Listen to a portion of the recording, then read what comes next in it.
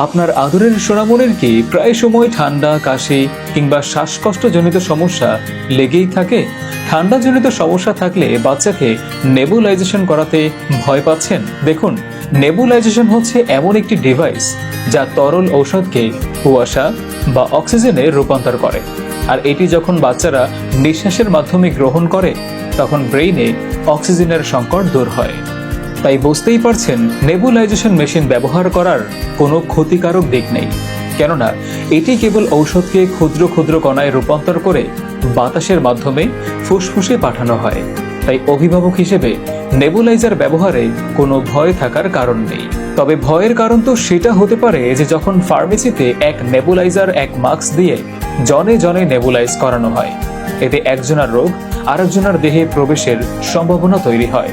অনেক বাবা মা ভেবে থাকেন বাচ্চাকে 2-3 বার নেবুলাইজেশন করালে বুঝি সারা জীবনই করাতে হবে। দেখুন, সমস্যা যখন প্রকোপ আকার ধারণ করবে তখনই নেবুলাইজারের ব্যবহার করবেন। এইরকম সমস্যার সুন্দরতম সমাধান হলো পোর্টেবল ম্যাশ নেবুলাইজার।